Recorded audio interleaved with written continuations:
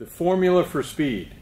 Higher knees, right, should give us longer strides. Stride length times stride frequency is how we can run faster, both in linear running and in base running. So Micaela is just going to really exaggerate the higher knees, which in theory should give her longer strides to get to the base sooner. Coming back the same way, same thing. Knees are up a little bit higher, right? And she's actually extending stride length as she's practicing. Okay, for us softball players, we're at first base. Two different ways that we take our leads, or if we're going to steal the base, where we're going to set up. So you have the rocker step, where our 1 foot is behind, or we have what I like to use, where we have the 1 foot in front. So either way, whether you do the rocker step or 1 foot in front, you're using the base to push off. If you were a sprinter, it's kind of like using the sprinting blocks. Use this to your advantage. So I'm going to show you how I'm here. I'm going to use the base to push off. So like I'm stealing second base, my eyes are forward. I'm going to stay nice and low. I'm never really going to reach a point where I'm standing tall. So I'm here. I use the base to push off, and I go. Use the base to your advantage.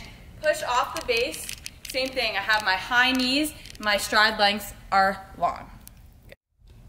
One problem with base running, especially at the younger level with softball players, is most base runners leave late.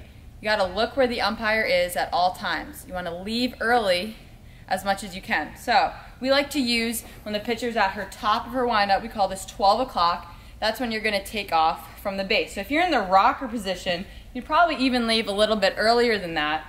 So even from this position here, the way that I go, I'm using this 12 o'clock, which is a little bit early, but we'd rather get called for leaving early than leave late and get thrown out.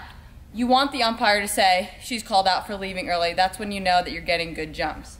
So I'm here, I'm looking at the pitcher, I'm seeing when she gets to 12 o'clock. I'm using the base to push off. My first step is forward. I don't have a stutter step, so I'm here, and I take off. Leave early, not late. You want the umpire to say something, and then you can kind of take off a little bit of that aggressiveness.